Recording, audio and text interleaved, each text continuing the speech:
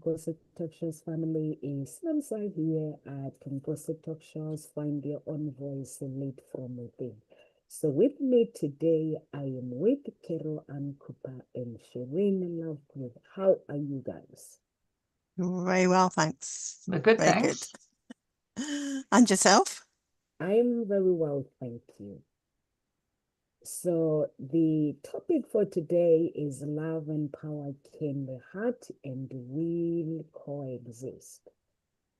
Power is often misunderstood, dominance, control, or manipulation. You're a bit quiet, Nomsa. Am I? Yeah, Yeah, it's I'm straining to hear you. yeah, me too. Well, are you still? Is That's it still better. quiet? Better. Because Come on, we that want to hear your voice. Come on. because that thing was pointing somewhere else. It's pointing down. It's meant to point to Oh, my mouth. Exactly. okay. So the power is often misunderstood as dominance, control, or manipulations. So true power, however, is the capacity to influence with integrity. It is the ability to stand firm in your values, to make decisions that align with truth, and to guide others without oppression. Real power doesn't crush, it builds. So Carol and you chose this topic with Shireen. I get you guys agreed. I don't know who chose the topic. So can you guys explain to the audience what was in your mind when you chose this topic? Well, it was some questions that arose at the end of last week's talk that Shireen sort of came out with. So do you want to Yeah, we share? were. I mean, what ended up we last week we were talking about the fear of saying yes, and how new opportunities can affect can test our level of courage, right? And we were talking about gateways and doors opening and all sorts of things. It was an interesting conversation, you missed, Nomsa. But anyway, what happened at the end, what seemed to come through at the end was recognizing that actually when we have courage, or what helps us have courage, is to have an inner sense of our own power, our own capacity or our capability to do things, which is power, right? And so we then kind of went on to this discussion about what happens when we, when we talk about power as such. Very often a lot of us have negative connotations with regards to power. We often see power, which you mentioned, Nomsa, with oppression, rather than power which is a generative power from within, this kind of empowered aspect, and where we radiate power from a different context. So someone that radiates power knows they already have it, so they don't seek it from anybody else. They just have power, and so they don't feel any lack in any form. And with that, that too can have its byproducts for other people that are filled with their own saboteurs, right? Because when people see someone else very stable, very content, they often see and feel the lack within themselves, and that then causes a lot of strife. So we were kind of really looking at that. Can someone that's empowered, how does that help their relationships? And is there also an aspect that they need to know about in order to bring people to their level, right? Instead of the mismatch that happens between someone that's empowered and someone that's disempowered. So that was kind of what we were really talking about, and how do we build that for ourselves? Because a lot of women generally, historically, traditionally, our power hasn't been as strong as it should have been, right? Men have generally, on average, never lost their power as such, whereas women have always come from a place of not being empowered. And so how with the new women coming up and gaining power, how do they hold that in a way that allows for relationships where, often what happens with self-help is when women become empowered, that's when lots of marriages break up, right? But Mm. the paradox is, with you becoming empowered, it should really make your relationship stronger, technically, right? It should build and make things, the collaborations better. But there is this other aspect, of course, which is about what goes on for the other person in the relationship. So that was really the general trend of what we were talking about. And we got a bit animated about it. So Yes. I think it just seemed, the right thing to do, to talk about that as a way of connecting into, and maybe looking at what is power, and how do we build it in a way that allows us to still hold everything together at the same time. Say I like that. It's that together, isn't it? How can we have power and still stay connected to the whole that's bring it together? Yeah. And very often it's like fall into one or the other. It's either love or there's power. Yeah. And power very often is seen as it's it seeks expression, direction. There's a force to it. Yeah. Love it's got this just wanting connection and empathy, and there's a softness, and sort of the two separately, they lack something. That power on its own has got a harshness and there is a strength to it.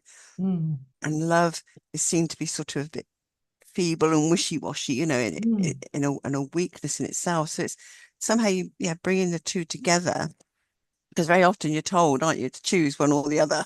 Yeah. Yeah. You've got to be but strong, you've that's got to it, be isn't it? powerful or loving. And so it's about, as you say, bringing the two together. How can we do that, and what will that give us? So sort of exploring the two different aspects, and then how can we bring it together? Then what happens when the two are together? So it's sort of redefining maybe power, not as control, but in other aspects. What is that power when combined with love? That power that you were talking about, Shireen, that people show. It's not a forceful power. There's something different to it. So it's different qualities. So I think it's just redefining it in different ways, how it shows up. So yeah, great exploration on I think to be had here. And because it is easy to fall into the trap of one or the other.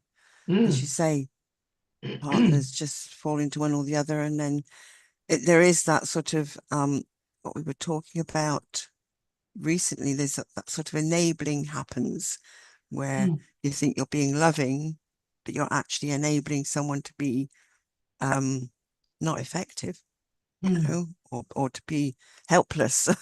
And learn and helplessness. You teach them yeah, that. that's right. That was it. Yeah. So all of these things sort of weave together beautifully. So we're just exploring this aspect of it.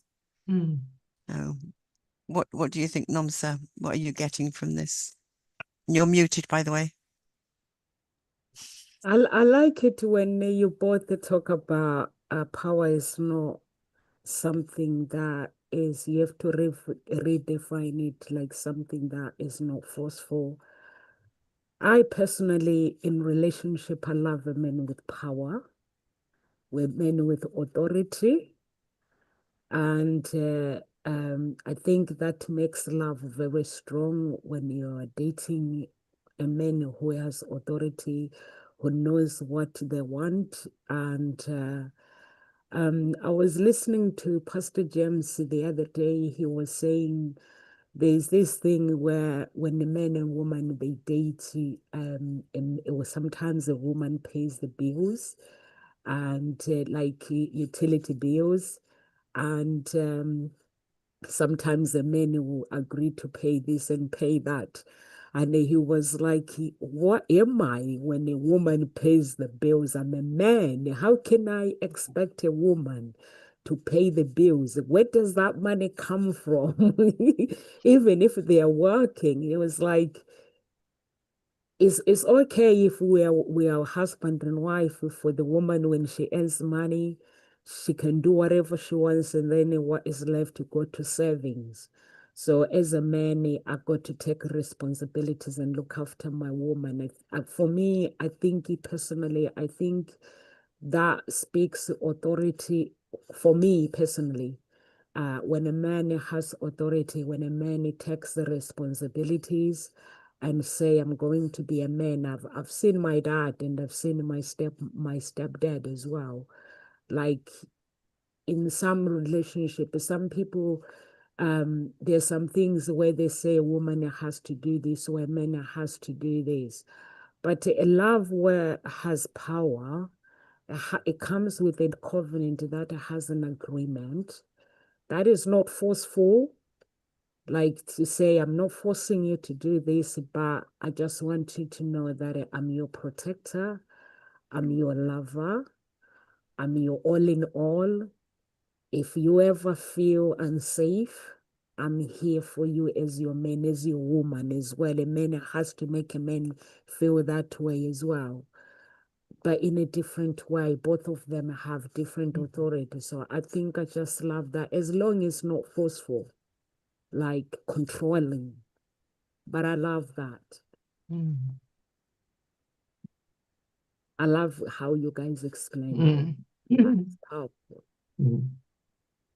Yeah, that's really interesting that you brought that up. You know, the what you want and what you like and what you believe, in a sense, for you, what you want to see in a man, taking ownership, right?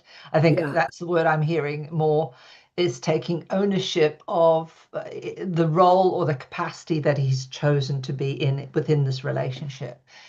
And because my first thought that then jumped up at that moment was the idea, well, if someone becomes redundant, right? A man becomes redundant, then it may require that a woman has to come into a different role, right?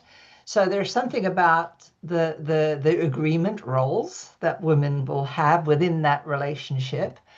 And there's something to do with how do you both hold your power. And if it's an empowerment that's attached to the ego, then there's a problem. If it's a power that's attached, well, detached from ego, but more attached or connected to source energy, to God energy, whatever energy we want to talk about, then that's a very different place, because you could be in that state of redundancy and you would still be able to accept help. So I think what often happens for many men, where power has been attached to this idea that there's a certain role they have to perform, I think what often happens is if they lose the ability to bring in income, the ability to bring stability, they lose a lot of themselves, right? But if we teach people or our boys to be empowered from in self, then they would be able to hold that for a wee while and accept the help that's given by their spouse and not feel less than, but feel that they can find another role within the homemaking to contribute, so that you would just swap roles around and just find a way where each of you could manage and be successful, because you're choosing to be together. You're choosing to stay committed to each other. But I always think, when I think about authority, the word that always runs for me is, I'm the author of myself, right? I don't know why that keeps coming in for me, but if I'm going to have authority, I'm going to be the author of the way I am, rather than the way I need to be for someone else, the way I am for me. And I think that comes from learning a deeper sense of self-power, a power of knowing who you are, what you are, and why you are here. What is that deep reason? And I know, Cara Ann, while you were talking, we were talking about the idea that power might be more of a force, and you were talking about, where people think that love is all giving, but that immediately I thought of the fierce love that happens when we love so fiercely. It's a very different kind of love, right? It's a strong love. It's a love that knows it can move mountains. It knows that, hey, hold on a minute, I'm not just a little wimpish. I've got power here. So for me, fierce love is like power love. It's a very different kind of state of love. It's a love of knowing that I'm a powerful being in this love, which is like a full force. So it makes me think of the sea. We think of the sea generally, most of the time, nice and gentle until it roars up, right? Or a wind until it roars up. it's nice and gentle until something happens, and then things change. So those were the thoughts that were running around for me. And I guess what I'm sort of thinking in the sense of what helps us become empowered. What is it that we need? I mean, most children that are born, if we didn't have any social constraints on them, I think they would just radiate power anyway. They do have power when they scream and call for people to come, certainly for a mum, but they would not naturally radiate power. They walk up straight. Most children just walk up straight. They just move around. They do all sorts of things. They have nothing holding them down. And so I guess for my idea of empowerment is, how do we lift all the stuff so that we can just expand into it? So how do we have that same feeling that we had as a child before we were really properly conscious about all the constraints or the limitations that society has put on us? So it's more about a going back to, or taking away so that we grow into it. And that was the kind of thought that I was sort of looking at from more of an esoteric kind of structure. How do we build power? We've got to go back and get rid of the stuff so that the power comes through, because power is in us, all of us. We are a power source.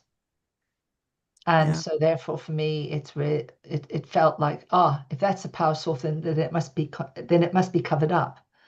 If it's covered up, then it means that the cover has got to be removed so that it can just stop being so compressed and that it's expressed. Well, I'm sort of, yes, hearing that it can be expressed, it's given a freedom. Because,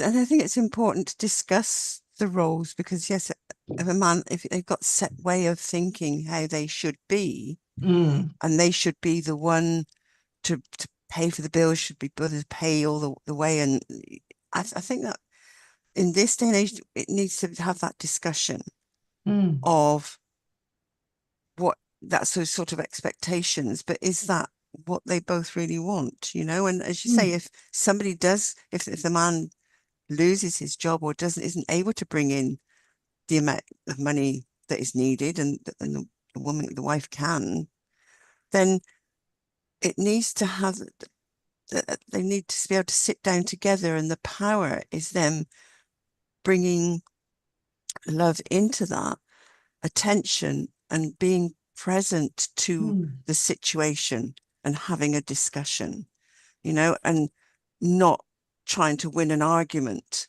and say, well, no, this is what I think it should be, and I should be the one that should be, you know, paying the bills. It's actually sitting down and just listening fully to each other and going, well, okay, so where does that expectation come from that the man should pay all the bills? You know, I mean, my ex-husband and I, we pulled our finances together.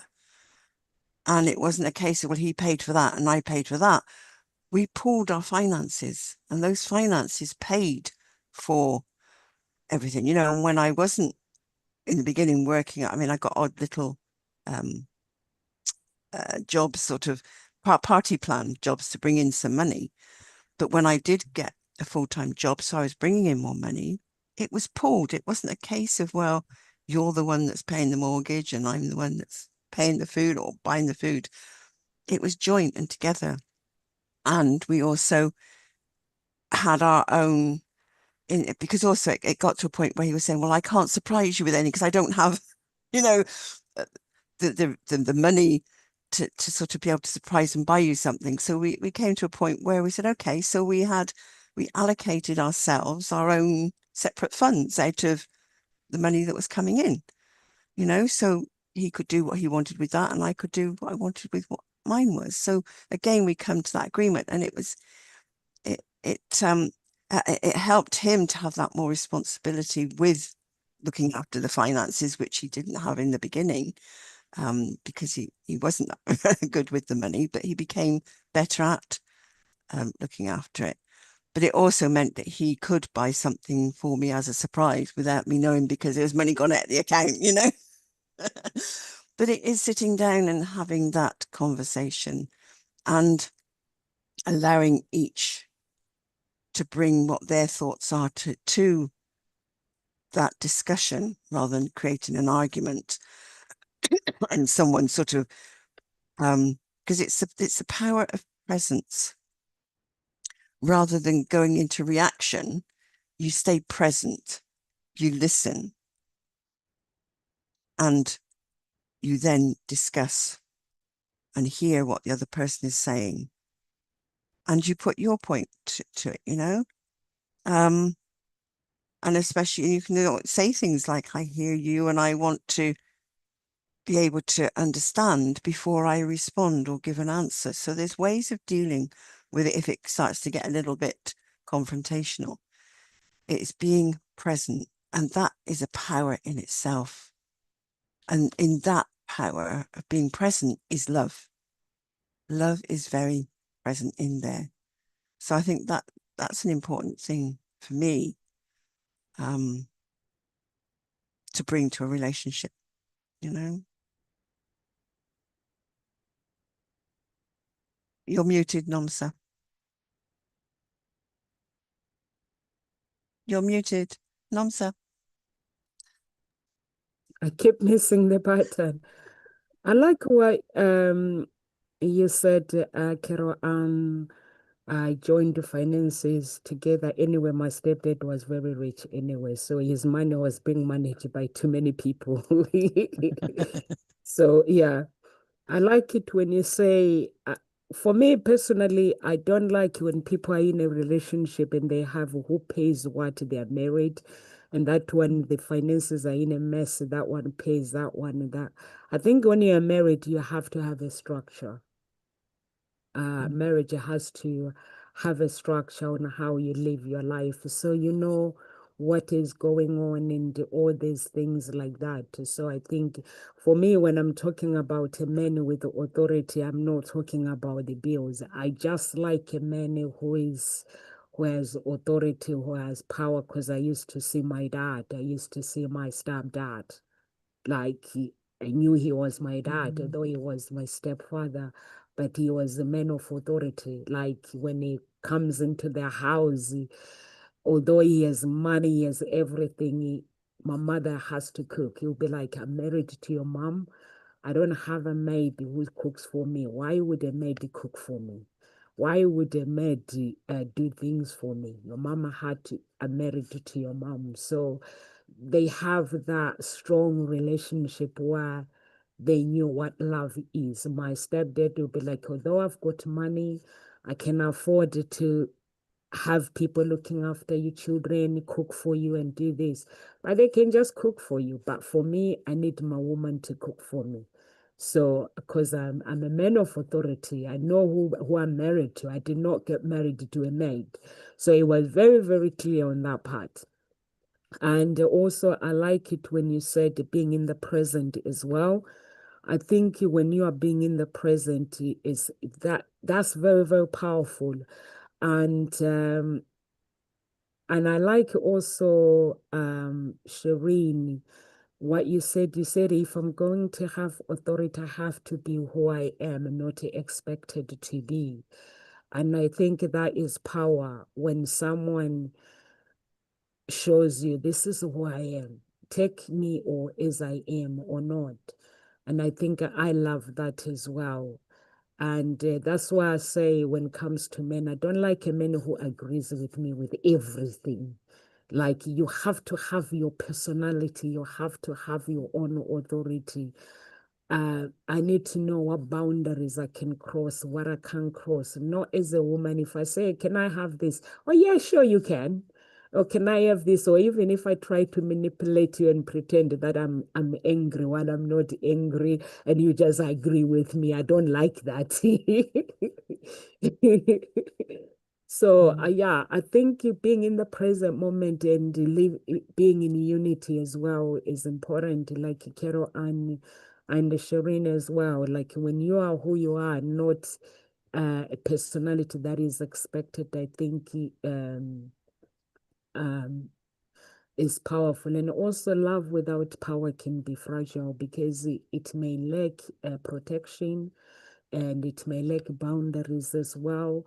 Like Carol Anna, you and your husband, you had these boundaries where you were like, okay, with our finances, we're just gonna pour everything in one pot so we know what is going on. And that was your unity. That's what you guys have chosen to do, which is a beautiful thing. And because it balances everything, power gives love strength, and love gives power direction. So in that relationship, you guys had a direction of where you want to go. And that was the journey that you wanted to take, which is because some things work for other people, some things they work different for others.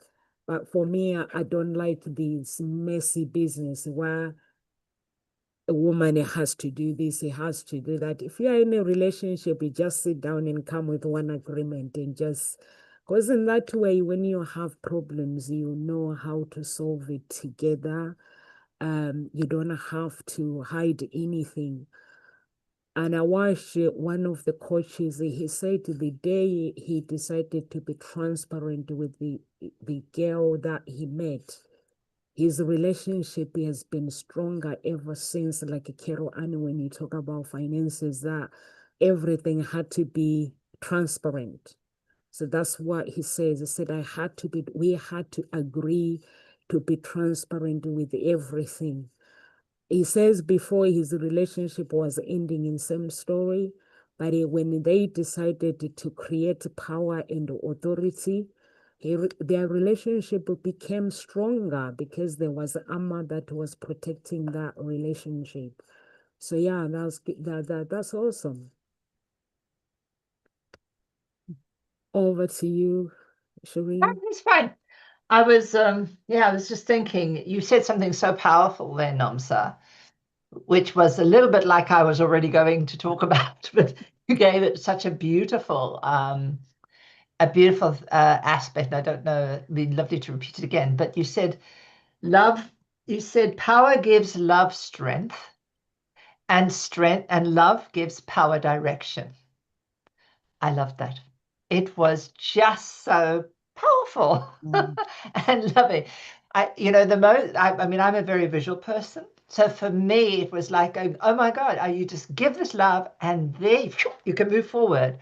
There's something so really powerful about that truth. And I was, why I was coming to that was because in the Kabbalah, certainly, the teachings which Jesus was taught at the time, is basically that there's two aspects on the left and the right side of the tree, which is courage and love. And both of them, love gives you the capacity to have greater courage, and courage gives you the power to love, right? So it was just really interesting. And when you bring those two together in a beautiful symmetry, then you get in the certain things, when we do the sign of the cross, we always go to the middle over here. And that's actually where we always say the son, which is the son and the daughter of God. So it always is. When we have power, and when we look at children and when we feel our solar plexus, we know this is our power center. So it makes perfect sense that when we have these two together, we get this power that fits into a full embodied experience. So yeah, I'm a bit excited. I'm a bit excited the moment you said it. And I thought, oh, I just had that thought. So it was just so lovely to hear. And so important that we get to truly understand our concept of love. What do we mean by love? What do we understand by love? Have we ever truly experienced a love that is kind of without anything attached to it, right? Just a love. In the same way, it's important that we kind of ask ourselves, what do we mean by power? What does power mean, right? Interesting, if we have to go with the letters, certainly in the Hebrew letters, W is a double V, which is about the emanation of light coming into the world. So power is about the emanation of light. And you've got R, means the thought comes sort of at the end. So it's more a feeling before a thought. So there's something about the feeling needs to be more adhered to when we come into that. So power can't come from here. Power comes from here, from our heart, from our soul, from our being. So this idea that when we are not when we no longer are bothered by the constraints that are put upon us, but we have a deeper sense of referencing to ourself from our own experience, from our own inner wisdom, that's when we will make the biggest shift in consciousness. So yeah, that's where I'm kind of really feeling right now into. And I don't know why I keep seeing the PWR, which I know those are the particular words that come in, but of course they are important in the sense of, you know, it's how we word it and how we see it and how we feel it. So yeah, power is such an important thing to understand what it is for ourselves. I think really important to spend a little time. And why I said the double V is like a parallel line. So the left and the right side come together. Our whole body comes together in alignment, right? It's moving forward. So it comes together to move forward. Yeah. So that's why I was thinking about that in that form. So yes, so I think in the sense of what do we need as beings? How do we go about holding the presence, which you were talking about, Carol Ann? We can have we by being present, it stops us from going outside ourselves. Being present keeps us here within ourselves, right? It holds us. And I think for anyone that's listening right now, just pay attention to one area of your body and notice how quickly you get energy going there. So if you just think of your bottom for a moment, or think of your tummy for a moment, all of a sudden you'll start to get a vibration there. You'll start to get some sensation. That just tells you have inner power in your body anyway. But if you magnify that, if you keep focusing on that, you actually are cranking up the feeling. And that is the absolute proof that we as a being are just energy. We are full of energy. And if we have that full energy and we utilize it, as Namsa was saying, with love so that we can direct power, imagine how we could all change the world for good. Imagine how we could all create better relationships, because we would have the key. We would have the key to the kingdom, I believe. And that is sort of power, isn't it? It's recognizing that power that we have within ourselves, and the bringing love in. And I've got down here, love without power loses strength. Power without love loses heart. So it's just another swing on what you were saying. And as I said, you were saying, I love that power gives love strength. Love gives power direction. So whichever way you want to look at it, they are together. There's something that is so important that they are together. And so there is that sort of tension between the two, power and love. And it's often, there's that struggle with people in terms of one partner might fear losing love when they assert their power. So they're frightened to put their power out there. And the other might just sort of fear losing themselves if they soften into love and sort of relinquish that power. So it's actually finding that common ground. The two together actually empower each other. And so, it's actually power with rather than power over. So again, it's coming back to redefining that word power and how you see it and what you think of it. So it's that togetherness, power and love together. It's power with, not power over. And, redefining power, there's boundaries, power as boundaries. Nomsa, you mentioned boundaries. Know what the boundaries are. If you know what your boundaries are, you can set them, and it's being able to say no really clearly without disconnecting emotionally. You know, it's just being a stand and saying no, this, and being able to hold that stand, and even qualifying and say, well, I can't say yes right now because, you know, I care about you, and I want to be able to choose or make a decision because I know this means something to you, you know. So it's actually qualifying and then showing an understanding that something means something to the other person, and you're not just dismissing it.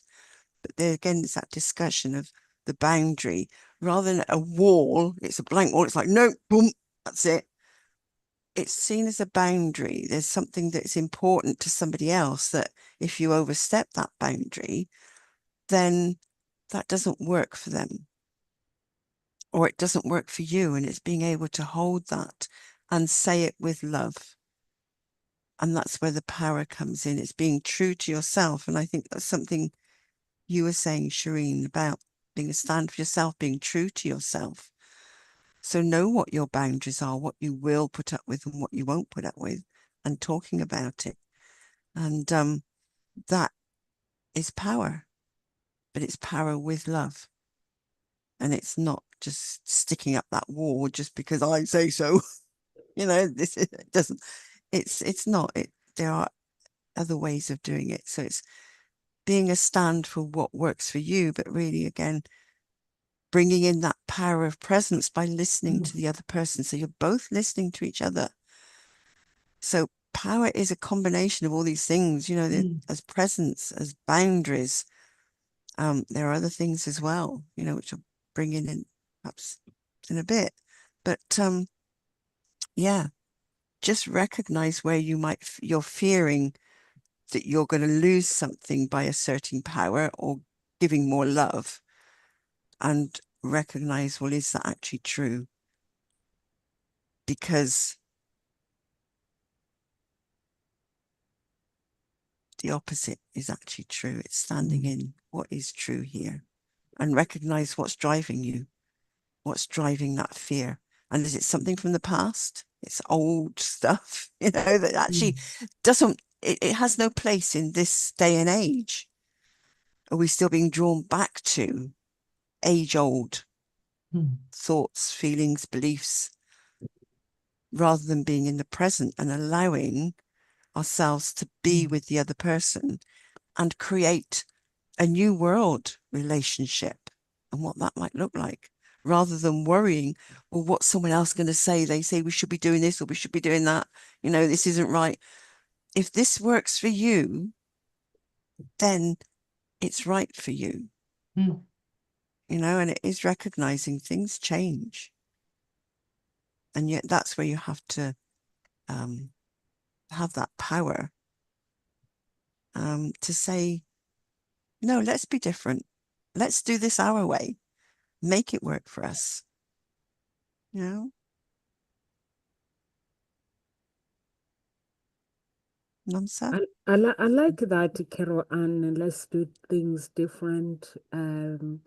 Let's make it our own way, create love our own way that suits us. Because most people, their love is based on social media. They watch their friends based on what their friends are doing. They have no authority in relationship. So they see their friends, whatever they do, and they just go and do the same thing. If they're not doing it, it means their relationship is not good enough. So which is really sad. But I like when you talk about let's do it our own way. It means love has authority, and I love that. And I liked Shireen as well when you say when you ask these questions about what do we understand about love, what do we mean about power? And power comes from the heart, our heart, soul, and our being. And I think that's when what Shireen said connects with what you just said, Carol. And when we understand that power comes from our heart, power comes from our soul, power comes from our being. That's when authority and power is created based on who we are, what we understand to be true about ourselves, not what we are expected to be, because it means you are cultivating your inner strength and expressing that power outwardly. So, and also you need to, when you express the power outwardly, showing people on social media what your love is, so you have to develop it inwardly as well. So it has to come from within, like what Shireen said and what Carol Anna said, the power of togetherness, practicing self-control, managing your emotions and staying true to your values, even when you are under pressure. That is a strong, that strong inner will makes your love unshakable. Like Shireen, you mentioned about holding the key of the kingdom. That's opening the floodgate and having that key that Shireen mentioned. But unfortunately, nowadays we don't live fully that life. We spend life looking at who's done wrong, who's done what, who is done this, who is done this. Is so annoying. But if we were to actually cherish the love that we have, I've seen some couples who have been married for a very long time. When you ask them, they all have one story, that in a relationship, you have to know who you are. And you have to understand that your relationship is unique. It comes with its own problems. It comes with its own boundaries. You have to create your own authority in that relationship, not what people expect, not pleasing others. And they're like, it's not easy, it's hard. Nothing is easy. So, and like our generation, we expect love to be Romeo and Juliet. We expect everything to be packaged. Like if love does not go how we want, we get confused. So we get confused. So I think we need to learn that love is not is something that you have to create yourself. You have to sit down, like when you're doing the dating business, like I'm looking for this person that I have this. And once you find that person, you have time to create, to build that foundation that has authority, that has power, that has strength, that has your own voice, like Carol Ann said, that just create it how you want it, not how norms expect now. So I love that, girls. It's powerful. I love this topic. How did you guys? It That's just awesome. flowed in. Yeah. We got to give you guys title Tuesday. I got to give you guys some titles. Yeah, your topics are deep. They Thank you. challenge people. I mean, I think the topic that had happened before really brought this one up because we were Yeah. starting. This is kind of a deeper level of what we were talking about last time. And I really loved what you were saying there, Carol Ann, to create a new world relationships, right? What do we mean about new world relationships? What do we expect if it was no more this physical type of stuff, but more a deeper level of connection, understanding that each and every one of us are connected, no matter what. The moment we think about someone, we're connected to them, and we have an influence, even if we can't see how big an influence that we have. I think once we recognize and really understand that right down to the very basic elements that we are, I mean, if we take away the everything, break down everything to where we are, we'll find we're just elemental components. All of us are exactly the same. And elemental components, we know about atoms and neutrons, we know electrons travel. And this is why we are connected and entangled with everybody. So I think it's important to, one, understand that's where we are at our basic, And how do we focus and use our energy, our thoughts, and our feelings to activate that so that we live a different truth, not the old truth and the old stories that have been handed down for centuries, but what's the new truth that we need to have? You know, every Galileo, he was burnt because he said the earth was round, right? And the earth went around the sun, right? He was burnt. Now we don't even think about that. We just accept it as a fact. So the new world relationships are, how do we accept these new facts, these new truths, which are different from old ones? How do we understand that we can, that power has always been within us? And actually, whenever someone makes us feel bad or guilty, it's because we haven't recognized our power. We haven't allowed our power to generate, our power to show up, to be. One of the prayers that I always say is, help me love, forgive, and accept myself so that I can radiate your light without restriction. Understanding that I know that within me there's this power that's there without restriction. I call it God power, but you know, it's there. And my job in this lifetime is to do that. And my job in this lifetime is to help others do that, to recognize this true essential source that's there. So, yeah, I think I understand that whenever I talk about things like that, I feel incredibly powerful, incredibly expressive. And I know that that changes things in myself and my physiology. So I could see if people really could understand for themselves, to get to know for themselves, that power has always been there. We just have to go back and find it. Go back. What do we need to do to get back to that power? In neurolinguistic programming, there's this thing called neurological alignments. And by aligning neurologically with different things and starting to really connect to them, you are really imbued very, very quickly with a huge amount of awareness of where that power sits in you. So this is a particular way of asking certain questions that then take us deeper and activate more and more of our neurology. But what it's really showing us, how connected we are to all of life itself. Because by the time we get to who I am, what I stand for, all of those things, when we start to really connect to that, we're really connecting to ourselves. We're tapping directly into our source power. And then when we keep remembering that, because we must remember it, as we remember and keep remembering, that power gets stronger, because now we're living in the power. We're living in that truth. And yeah, as you say, living in it. And I love that, you know, you remind me of the she said that the neurological levels. Yeah.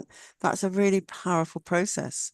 Mm-hmm. And it is, you really go back to that source energy, and who, you know, you get a metaphor or something, and you bring it back through to each level. And it is really powerful. So you can bring it back into this physical space. You've got that memory, and it's a really, powerful process to have and to do. And it's a long time since I've done that. So I'm thinking, it's a long time since I've done neurological levels too. Yes. I like, yeah, that sounds like might be something I could do doing at the moment. I think sort of, there's a lot of that happening in various ways, so it sort of helps bring it back to into the present. But yeah, it is, how can we accept these new facts? Because the power has always been there, and I think it's recognizing that by standing in your power, it's not a case of having to diminish someone else by doing it, because that means there's a scarcity if one has more power than the other. And that's not true. Again, that's a false belief. It's a myth, because if you, again, it's redefining power as generous. There's more power, you know, it's an overflow of power. And if you stand in your power, so can the other person. It can be a win-win, you know, and it's about uplifting somebody else and helping them stand in their power. And that's you being powerful, you know, by helping someone else to stand in their power. And so, and not feeling threatened by somebody else in their power, you know, or if they win or they achieve something, it's not about, and you feeling, oh, you know, that's not so you feel threatened. It's like, stand in your power, celebrate that. And both of you can be powerful together. So that is, it is recognizing where we felt we can't, what am I thinking? I had pictures in my head as you were talking about accepting the new facts. Power has always been in us. Yeah, that, and I think I've actually said it in a different way to how I saw it in my head, but the words came out correctly. Let's leave it at that. Because I think we've always felt that we would diminish ourselves in some way if we don't accept, if we by clinging on to the past and the past thoughts, by letting go of them, it's almost like we're perhaps relinquishing our power in some way, because then that's having the paradigm of power being a dominating force. But by relinquishing those facts, you're not relinquishing your power. You're actually bringing out that stronger power that is deep within you, that is your source power, that is in your heart. It's not up here in your head. As you were saying earlier, Shireen, it's here in your heart, you know?